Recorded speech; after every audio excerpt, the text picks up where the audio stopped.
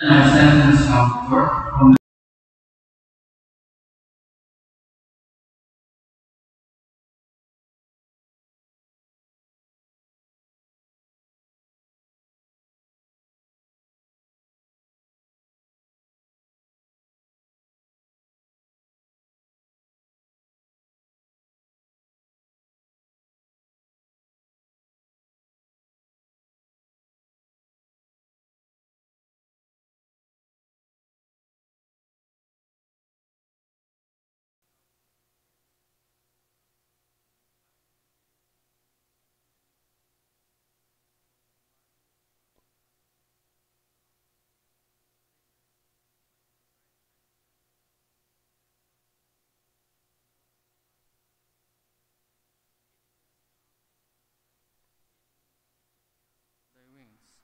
from the wicked.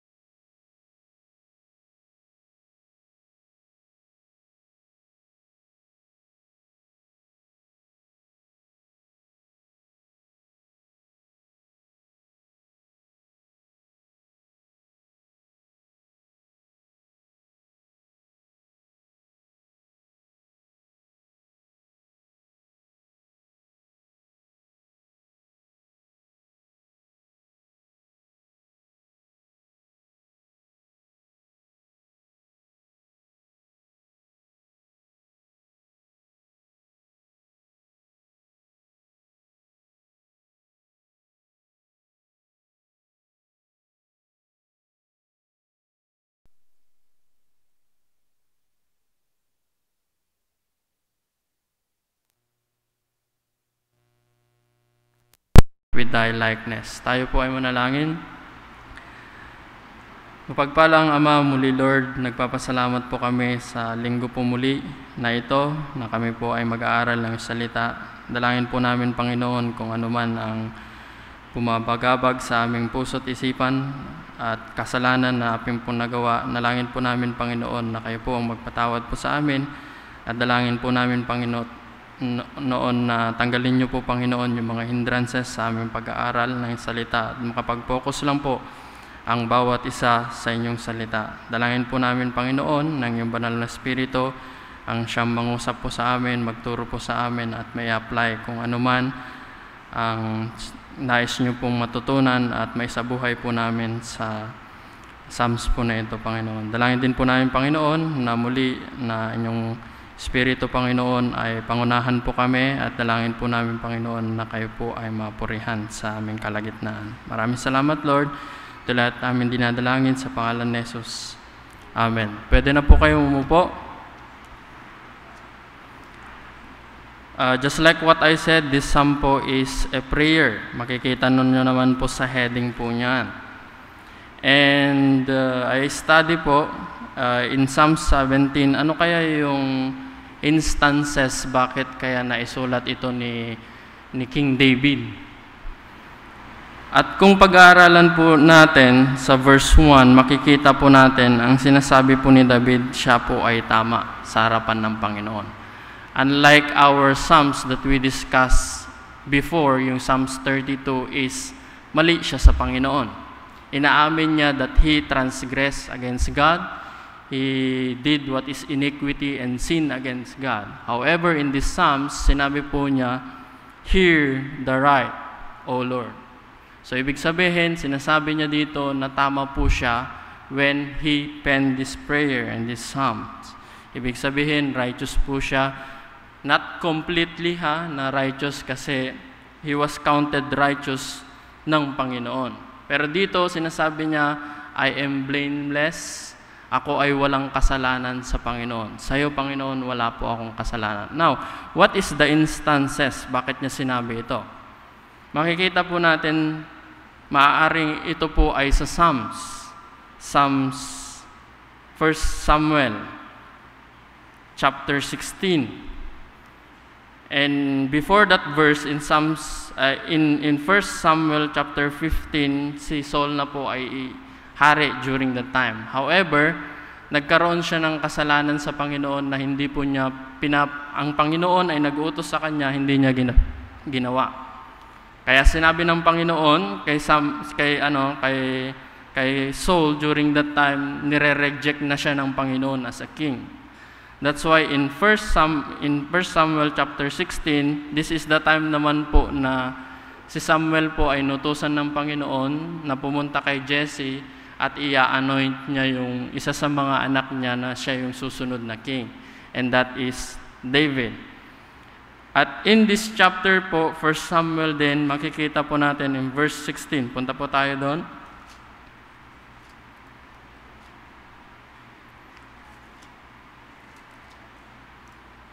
First Samuel 16.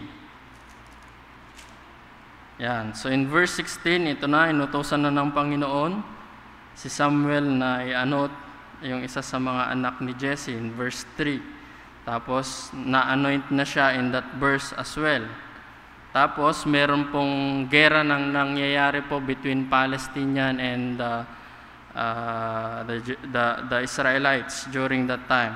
At ang nangyari po, si David po ay pumunta po doon, that is the time na pinatay po niya si Goliath. At naging armor bearer din po siya at naging soldier na po siya ni King Saul. At ang nangyari in verse 18, fast forward tayo. So naging servant na siya kasi nga natalo niya yung Palestine si Goliath at lumalaban na po sila sa gera. In verse 18, verse 7 and 8, ito po yung nangyari. Sabi po dito, and the woman answered one to another as they played, and said, Saul had slain his 1,000 and David his 10,000. After the victory na nangyari po, na napatay si Goliath, mga Palestinian, when they arrived in their place, ay ganito yung narinig ni King Saul. Sabi niya ng kanta ng isang babae, Saul had slain his 1,000 and David his 10,000. So parang as a king, parang ang liit naman nung napatay ko kaysa kay David, na kung saan pinatay niya is 10,000. In verse 8, and Saul was very wroth, and the saying displeased him, and he said, they have ascribed unto David 10,000, and to me they have ascribed but 1,000, and what can he have more but the kingdom? Tingnan niyo po, meron po bang ditong part na ito na nagawa po si King David na kasalanan po niya kay King Saul during that time? Wala po kayong makikita. He is just a servant at siya lamang po ay ginamit ng Panginoon to kill Goliath and para ma-defeat po yung mga Palestine. Okay? Meron po siyang ginawa? Wala. Pero nagalit si King Saul sa kanya dito. At ano pa yung ginawa niya? Sa sobrang galit po niya. 19 verse 1. Tingnan niyo po sa 19 verse 1. Sabi po dito, and Saul spake to Jonathan his son and to all his servants, so lahat, that they should kill David. Anong kasalanan po ni David po dito? Wala siyang kasalanan. Dahil lamang sa kumanta yung babae, dahil lamang niya dinipit niya yung si Goliath, wala po siyang kasalanan. Okay? So ibig sabihin, innocent siya dito. Pero ang gusto ni Saul sa kanya, dinadawit na niya yung anak, Jonathan, kayo mga servant, patayin niyo si David. Anong reason? Kung tatanungin siguro ng mga servant, walang reason para patayin siya. At hindi lang po nagtatapos yung attempt po dyan. In verse 19, verse 10, tapos dito, ang sabi, and Saul sought to smite David, even to the wall with the javelin, but he slipped away out of Saul's presence, and he smote the javelin into the wall, and David fled and escaped that night. Alam po ninyo yung ginagawa ni David during that time, pinipilay po niya yung harp para lang maging maganda yung mood po ni Saul. Pero ginawa po ni Saul, King Saul po dyan, is javelin, trino po sa kanya, and he tried to smite and kill David. Anong nagawa po niya? Nakasalanan kay Saul? Wala.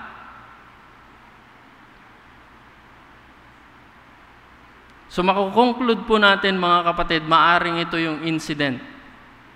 Kasi hindi lang po yung javelin, kundi inutosan po niya si Jonathan, and wherever, the Bible says in 1 Samuel, yung story po niyan is chapter 16 hanggang chapter 27, makikita po niyan na ni Saul ay gusto niya talagang patayin si David. Kahit nasa wilderness man yan, kahit pa nasa creek man yan, nasa cave man yan, talagang gusto niyang patayin si David. At meron po siyang naggawang kasalanan? No. Wala po siyang nagawang kasalanan. That's why in Psalm 17, sinasabi niya po dito, maaring ganyan po yung, maaring ito po yung instances na nangyayari. Kaya sinasabi niya, hear the right, O Lord, attend unto my right. Humaharap po siya, nagpipray po siya sa Panginoon, sinabi niya, Lord, tama po ako, Panginoon, nasa tama po ako.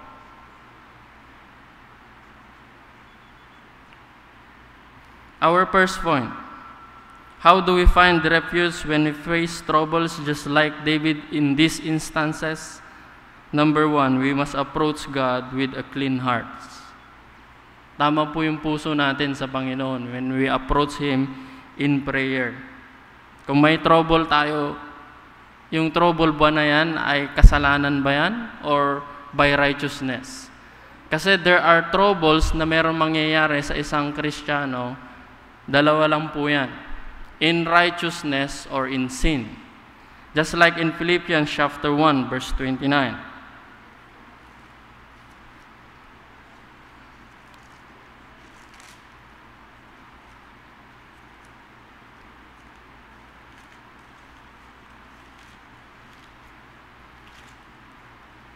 Philippians 1 verse 29.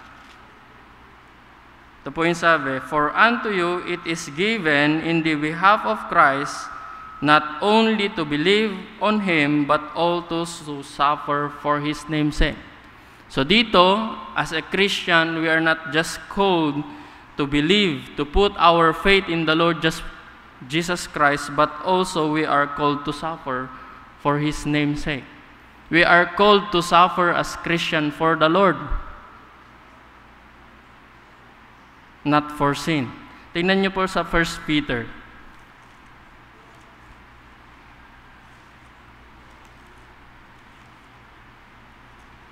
First Peter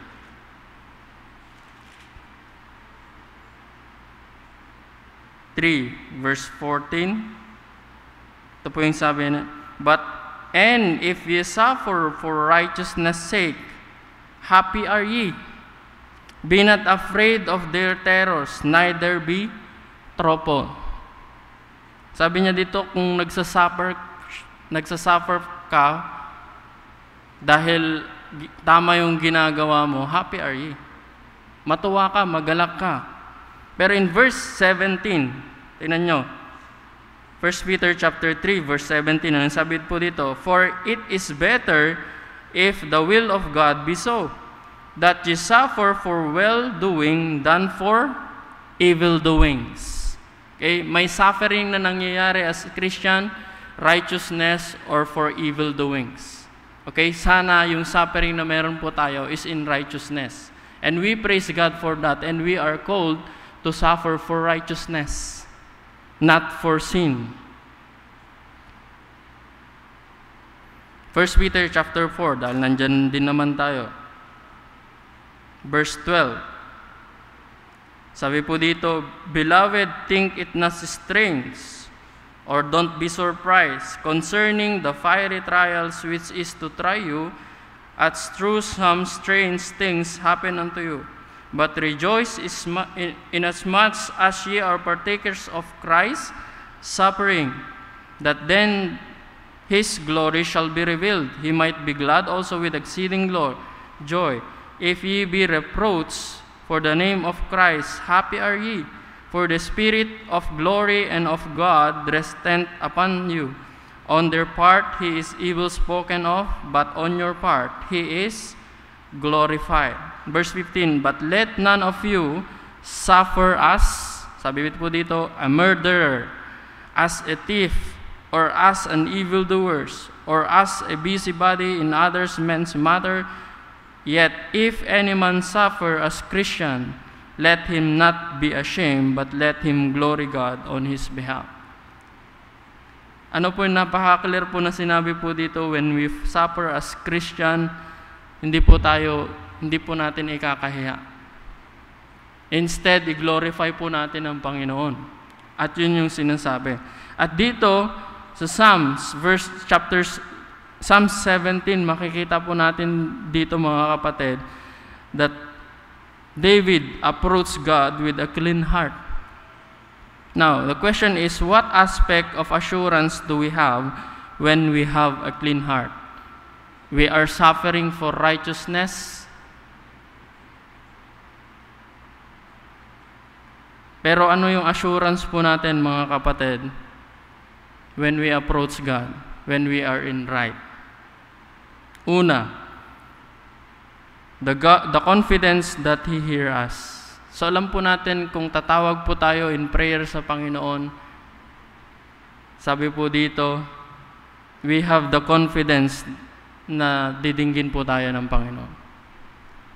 Pag nagkasala ka, nagsasuffer ka sa pagkakasala, hindi ka papakinggan ng Panginoon. However, if you are right in the eyes of God and you approach God in clean heart, we can see that God hears us. That God listen to us. Sabi niya dito, hear the right, O Lord. Attend unto my cry. Give ear unto my prayer that goeth not out of their plain lips. Ano yung sinasabi po ni David po dito? Parang urgency, no? Na tinatawagan niya ang Panginoon. Panginoon, pakinggan mo naman ang aking prayer. Panginoon, makinig ka naman sa akin.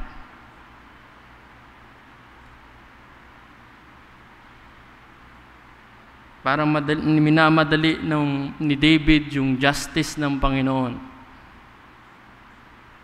And we can see that as well in Psalms 18, verse 6. Sabi mo niya dito, in my distress, I called upon the Lord, and I cried unto my God. He heard my voice out of His temple, and my cry came before Him, even unto His ears. Alam po ninyo mga kapatid, when we pray, yung problem po natin minsan is, akala natin hindi naririnig ng Panginoon yung prayer po natin. Diba? Gusto po natin kasi agad-agaran yung sagot ng Panginoon. Yes, yung desire po natin, agad-agaran yung answer sana ng Panginoon, pero hindi po natin alam kung ano po yung gusto kasi ng Panginoon. Hindi po natin alam kung ano yung nais ng Panginoon na ma-realize natin sa circumstances na meron po tayo. Pero makikita po natin dito mga kapatid that God is listening in every one of us kung ano yung prayer po natin na binibigay po sa Kanya. Nakikinig po ba ang Panginoon sa mga prayers po natin? Oo po, hindi po natutulog ang Panginoon. Unlike yung sinasabi nila na natutulog ang Panginoon. But no, God is not sleeping, or God is not deaf. We have the confidence that God hears us when we approach His throne of grace. Another thing, the comfort that He gives, that He sees us. Hindi lang po ang Panginoon is naririnig tayo, kundi nakikita rin po tayo ng Panginoon. Again, basahin ko lang po, verse 2. Let my sentence come forth from thy presence, let thy eyes behold the things that are equal. Alam po ng Panginoon yan, kung alin ang tama, alin ang hindi. Nakikita lahat ng Panginoon yan. Verse 3, thou hast proved my heart, thou hast visited me in thy night. Biruin po ninyo, sabi ni David, I am right, Panginoon. Tama naman yung ginagawa ko, wala naman akong kasalanan. Please hear my prayer. At sinabi in verse 3, thou hast proven my heart. Sinesearch ng Panginoon yung puso ng bawat isa po sa atin. Alam ng Panginoon kung ano yung iniisip natin, kung ano yung motibo natin, and God knows everything. At sinabi ni David po dito, sabi niya, Lord, Thou hast proved my heart. Thou hast visited me in the night. Thou hast tried me. Tinetest ng Panginoon, and shall find nothing. Tayo po ba mga kapatid, when we come to the Lord in prayer, masasabi po ba natin ito, gaya po ni David? Parang ang hirap po sabihin po ito, no? Sasabihin mo sa Panginoon, Panginoon, tama yung puso ko. Tama yung motibo ko. Tama yung iniisip ko. Lumalakad ako ayon po sa inyo. Wow! Meron po bang makakapagharap sa Panginoon at masasabi ito? Boldly sa Panginoon? We know that God knows everything. Pero makikita po natin si David, grabe yung boldness niya. I am right, Lord. Please heard me. You can test my heart, you can visited me, you can try me, and you can find nothing. At sabi niya, I am purposed that my mouth shall not transgress. Concerning the work of men, by the word of thy lips, I have kept me from the path of the destroyer. Sabi, sinusunod ko naman, Panginoon, kung ano yung utos mo, yung commandments mo. At yun yung nilalakad ko. Yun yung sinasabi po ng Panginoon. Now, we have the assurance that God listen our prayers. And we have the confidence that He heard us. And we have the comfort that He sees us. At yung panguli, the certainty that He uphold us. Verse 5. Hold up my goings in thy path, that thy footstep is slip not.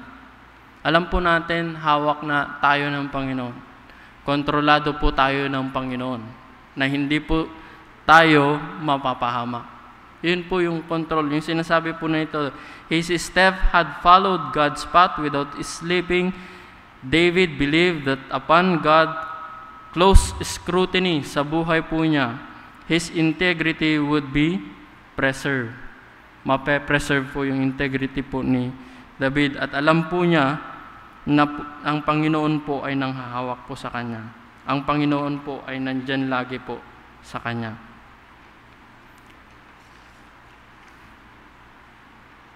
How do we find refuge when we face trouble? We must approach God with a clean heart. Pangalawa po, we must commit to God our troubles. Clean heart, and we commit our troubles to the Lord. No, question is, how do we commit our troubles sa Panginoon? How do we commit our troubles to God? Una, pray to God when we face troubles. Manalangin po tayo kaagad. Hindi po yan yung last option. We must pray. Even in verse 1, sabi po dito, hear the right, O Lord, attend unto my cry, give ear unto my prayer, that goeth not out of vain lips. In verse 6, I have called upon thee, for thou wilt hear me, O God, incline thy ears unto me, and hear my speech. Yung trouble na meron po si David, sinisik po siya ni Saul at wala po siyang magawa. Ano po yung ginagawa lang po niya? Labanan po ba niya si Saul? No. He just pray to the Lord. In fact, kung pag-aaralan po ninyo sa 1 Samuel, ang ginawa po ni David is, hindi po niya sinaktan si Saul o pinatay. There are many chances na malapit po si David, doon po kay Saul, maaari niyang saksakin o bugbugin. Kasi unattended yung mga servant po niya, yung mga soldier po niya. Pero hindi po niya ginawa. Instead, David prayed to the Lord. Kung ano yung trouble po niya. Now, in prayer po niya, mga kapatid, yung basis po ng prayer niya para sagutin siya ng Panginoon is not on His righteousness. Okay? Hindi ibig sabihin dahil matuwid ka sa Panginoon ay sasagutin na ng Panginoon. Yes, there are instances, pero alam natin that God answered our prayer because of His loving kindness. Sinasagot lang naman po ang ating panalangin sa Panginoon dahil sa grace ng Panginoon, Dahil sa mercy ng Panginoon, dahil po sa pagmamahal ng Panginoon po sa atin.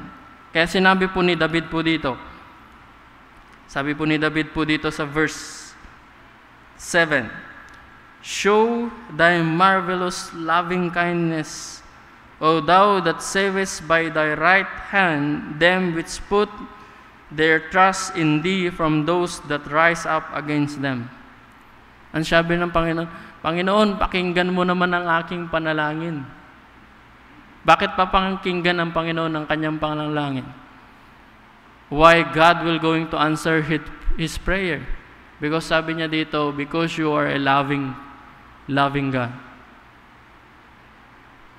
In this prayer, Panginoon, pakita mo sa akin kung gaano mo ako kamahal. I know that you are loving, you are kind, you are merciful, you are gracious. Pag nananalangin po tayo mga kapatid, we know that our God is gracious. Tama? When we pray, our basis of our prayer po mga kapatid to answer God our prayer is because He is loving. He is caring and He is gracious. Another thing, how do we commit our troubles to God? By prayer, and pangalawa, cling unto God for safety. Safety. Verse 8 and 9. Sabi po dito, keep me as the apple of the eye. Isa sa mga expression po niya na ginagamit po nila, yung parang, yung black po dyan sa mata po natin. Ano ba tawag dyan? Ano pong tawag po dyan sa black ng mata po natin? Pupil, yan, pupil. Tapos meron pong nakalagay po dyan na parang, ano ba sa Tagal? Talakop, sorry. Yan yung ginamit po niya dito. Na-protect yung pupil po natin, yung eyes po natin, from any danger or whatever man yan, is meron dun talukap. At yun po yung ginamit po niya dito na expression na kung saan ang Panginoon parang tayo na yung pupil ay pinoprotektahan po niya tayo. Ganun po ang Panginoon. Another thing na picture na ginamit po niya dito in verse 8 is, keep me as an apple of the eye, hide me under the shadow of thy wings. Yung picture po dito mga kapatid is parang ibon. Yung parang ibon, tas may mga inakay po yung ibon. Tapos sa disyerto po mga kapatid, pag malakas yung hangin, nandun yung init, is nandun yung protection ng isang mother na ibon at poprotektahan po niya yung mga kanyang mga maliliit na mga sisiw na mga ibon. Okay? Ganyan po yung idea. Yung protection po dito na binibigay ng Panginoon. Yung safety na binibigay po ng Panginoon.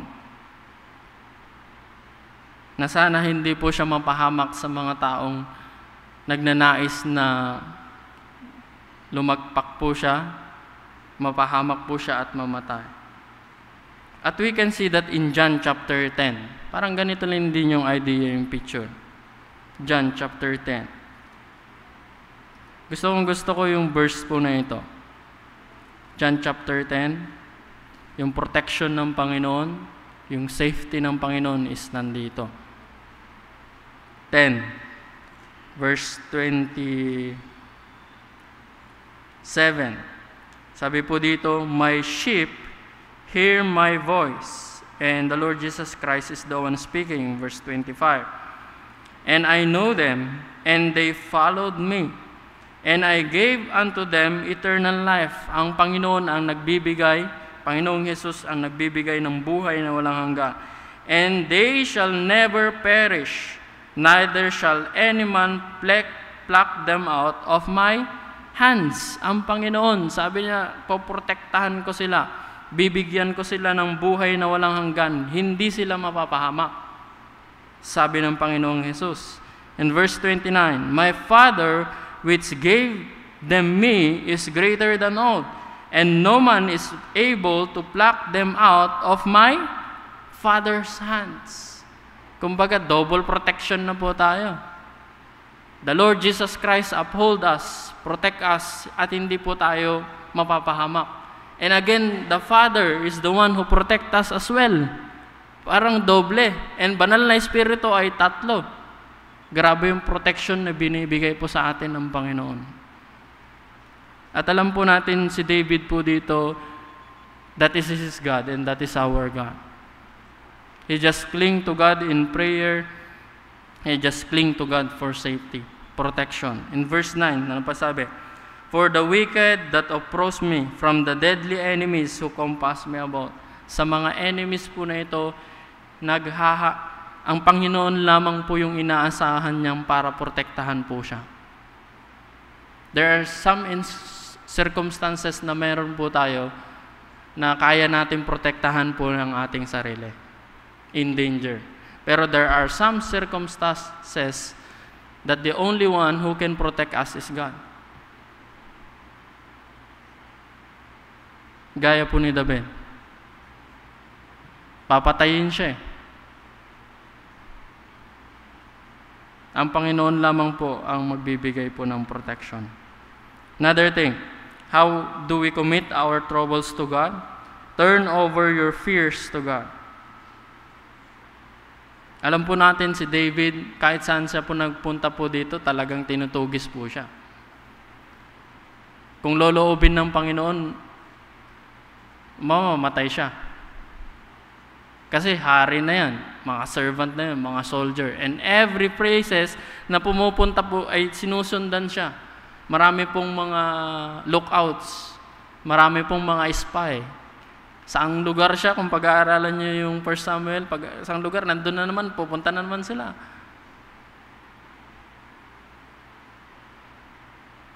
At nandun yung takot po ni David. Meron bang takot si David? Yes. Kahit nga dun sa templo, pinuntahan na niya sa sobrang takot niya.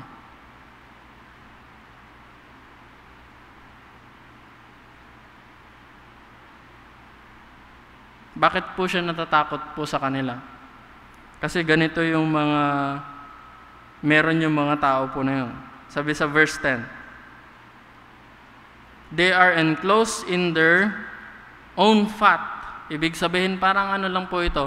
Kumbaga sa Tagalog, parang kalyo na yung puso, parang matigas na yung puso niya. Literal na nabalot ng fat. Yun yung idea po dyan. Dahil sa sobrang tigas po ng puso, parang pusong bato, di ba? Merong ganun na idea po natin. With their mouth, they speak proudly. Proud po yung mga tao na talagang matitigas ang puso. At ganyan po yung mga enemies po ni David. They have this kind of heart, and their mouth is speaking proudly or evil. They have now compassed us in our step. Lahat ng pupuntahan po nila, sinusundan nila. They have set their eyes bowing down to the earth. Verse 12, like as a lion that is greedy of his prey. Parang sinusundan, parang lion, Pagka gutom na gutom yung lion, talagang saan kaya itong prey na to? Wherever that prey goes, you just want to go there and to pin down that person. Sabi niya dito, and as it were a young lion lurking in secret places. In verse 30, yan, yung sinabi po niya, yan yung mga enemy po ni David. Matitigas ang puso, yung mga bibig ay proud magsalita, sinusundan siya kung kahit saan pumunta at gusto siyang parang kainin, lapain, patayin, na gaya ng isang leon. But yung fears po ni David po na yan, he just give it to the Lord. Yung takot po na yan, mga kapatid, just give it to the Lord. Now, yung takot kung minsan po mga kapatid is hindi lang po sa mga enemies. Kung minsan din sa mga sakit. Kung minsan din, future din minsan, di ba? Natatakot tayo what will be our future. What will be the future of our church. Mababagsak kaya yung church po natin. May fear po yan, mga kapatid. Even in our daily life, may fear po dyan kung may kakainin pa tayo bukas. May fear po dyan kung bukas pa ba ay mamamatay na tayo. Or in months. Sabihin ko, baka mauna pa ako sa mga lola.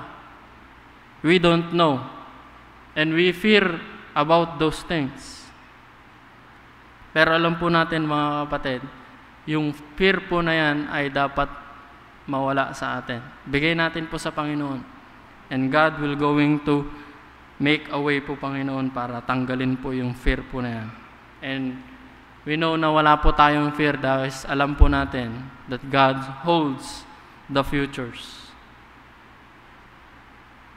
Now, ano po yung question po natin in this point? How do we find refuge when we face troubles? Nandyan po yung clean hearts. We must approach God. Another thing is we commit to God our troubles. And last is we must trust God for the deliverance. We must trust God for the deliverance. In what ways this deliverance will come? Sa paano po itong pagliligtas ng Panginoon ay sumasa atin? From the scheme of the enemy. Scheme of the enemy. Verse 13 and 14. Sabi niya dito, Arise, O Lord, disappoint him, cast him down. Imbes na si David ang mag-retaliate kay Saul, sabi niya, Panginoon, ikaw na bahala.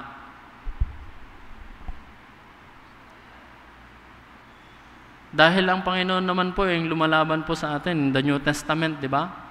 Yung mga enemy, sabi ng Panginoon, yung mga enemy nyo na yan, is ako nang bahala po sa kanila. Verse 13, Arise, O Lord, disappoint them, and cast him down. Ang Panginoon ang magka-crush sa mga enemy po ni David. Deliver my soul from the wicked, which is thy sword. From men which are their hands, O Lord, from men of thy word, which have their portion in this life, and whose belly thou fillest with thy hid treasure. They are full of children, and leave the rest of their substance to their babes. So na po sabi po niya dito, mga kapatid, the battle is the Lord's. He just appealed to the Lord that God is going to fight for his behalf. And that is God's intervention. Another thing, deliverance will come not only from the sins of the enemy, but from being condemned with the wicked. David pleaded to be saved from such men who desired to harm him. Again in verse 13 at saka verse 14. Sabi niya again, disappoint him, cast him down, at yung mga tao po na ito, mga Panginoon, He holds them, their life. God's hold their life, di ba?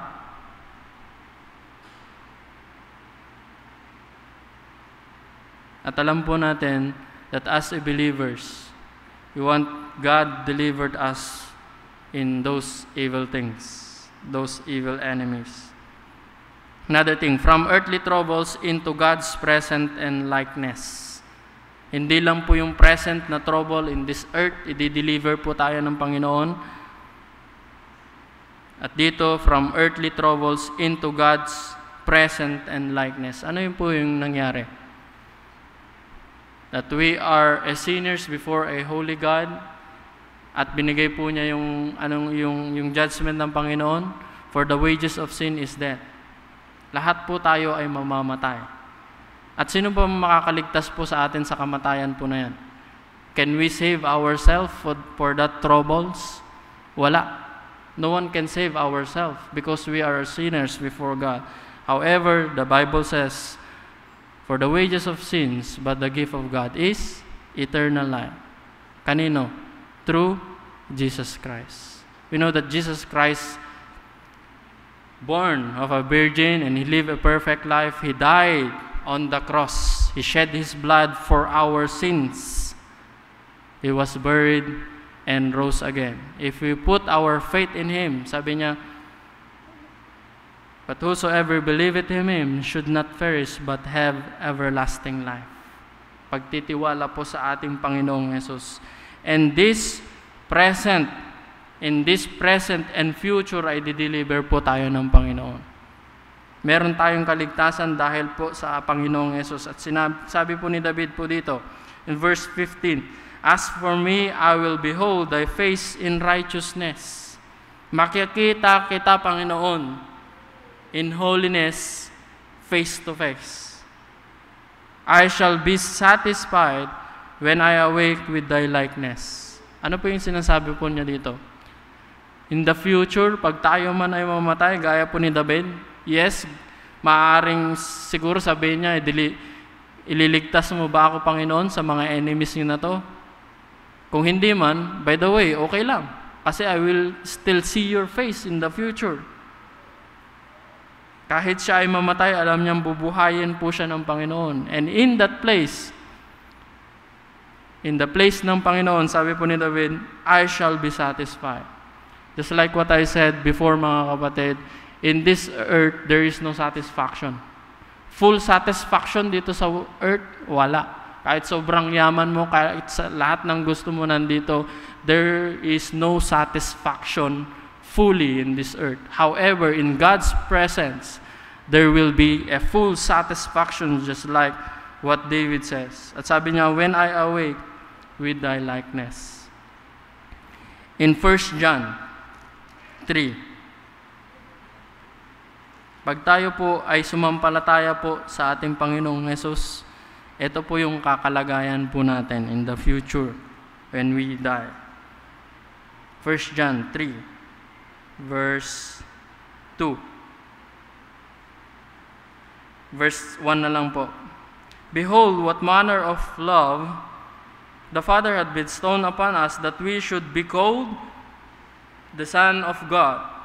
Therefore the world knoweth us not, because it knew him not. Beloved, now are we the sons of God, and it doth not yet appear what we shall be.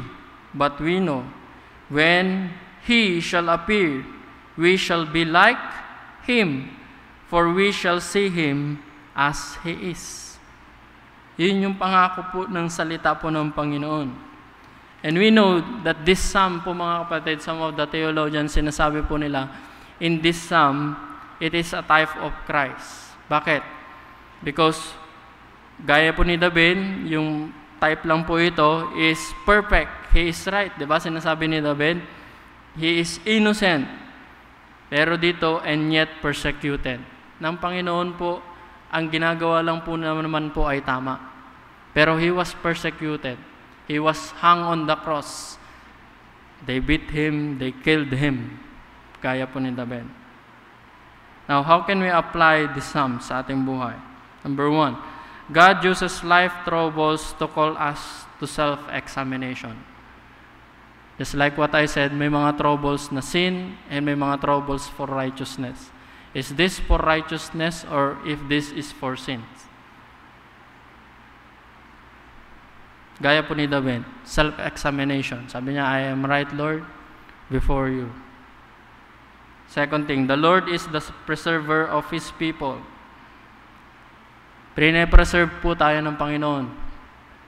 Kung hanggang saan na lamang po yung purpose ng Panginoon and use ng Panginoon, ng will ng Panginoon sa atin, dito sa mundo po na ito, Panginoon, ay mangyayari. Until God calls us home. Because He is the preserver ng buhay ng tao dito sa mundo. Another thing, the righteous man who fears God has nothing to fear condemnation from the Lord. Meron pa bang takot po sa atin, mga kapatid, that God will going to condemn us? Wala na. Because of the Lord Jesus Christ. That fear now ay nawala na. Ano yung nireplace ng Panginoon? To fear. Peace. Romance. Kapanatagan. Imbes na mag-worry ka sa judgment ng Panginoon, no. Peace na. Sabi po sa Romans chapter 5 verse 1, therefore being justified by faith, we have peace with God through our Lord Jesus Christ. May takot pa ba tayo sa Panginoon when we die and face Him? Wala na. Meron pong peace na binibigay po tayo sa atin ng Panginoon. Whatever happened dito sa mundo and whatever happened after we die, alam po natin may peace po tayo that we will be in the presence of the Lord. That God will not never condemn us in the lake of fire. Wala na po yun. Wala na po yung fear na yun. Another thing, remember that our ultimate satisfaction can only be found in God. Siya lamang po yung makakapag-satisfy po sa atin. And lastly, the ultimate deliverance that God will do for us is when we will be transformed unto His likeness. Just like what I said, hindi po tayo, depende po sa kalooban ng Panginoon if we will going to deliver us kung ano man yung troubles na meron po tayo. But we know, certainly, yung troubles na meron po tayo, God will going to deliver us after we die. Di-deliver po tayo ng Panginoon and He will going to be transformed just like who He is in 1 Corinthians. Last na po. 1 Corinthians 15. 1 Corinthians 15 verse, I think 49.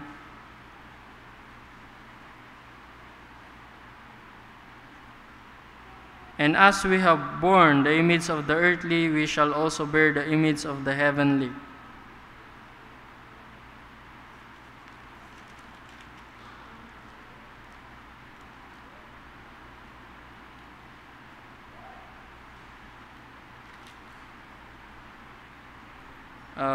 Basahin po natin sa 47. The first man is of the earthly, the second man is the Lord from heaven. As is the earthly, such are they also the earthly, and as is heavenly, such are they also that are heavenly. And as we have borne the image of the earthly, we shall also bear the image of the heavenly.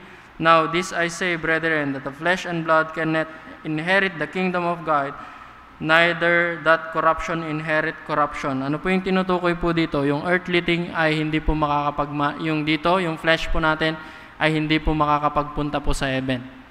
Okay? So yung glorified body po ay ibibigay po sa atin ng Panginoon. That's the idea. Bibigay po yung glorified body. I forget the verse, but yung idea po, yung glorified body, gaya po ng glorified body ng ating pong Panginoon ay ibibigay po natin. Ibibigay po natin sa Kanya. Ibibigay po sa atin ng ating pong Panginoon. And we are so blessed na in the future, God will going to deliver us. Kag tayo ay mamatay, God will going to bring us in His presence according to John chapter 14. Kukunin tayo ng Panginoon at dadalhin po niya tayo kung nasaan po niya. And we know that God is in heaven. Amen? And we will be there. Okay, tayo ay tumayo lahat.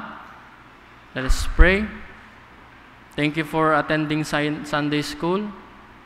Let us pray, our gracious, loving Father. Again, Lord, we are so thankful that we have a God who is our refuge, and we have a God who protected us, not only in this present world, but also in the future deliverance, O Lord, of our soul. And we just pray, Lord, that continue, O Lord, to bless our church. Continue, O Lord, that you be the one to guide every one of us so that this church give glory to you, O Lord. Thank you for everything. In Jesus' name we pray. Amen.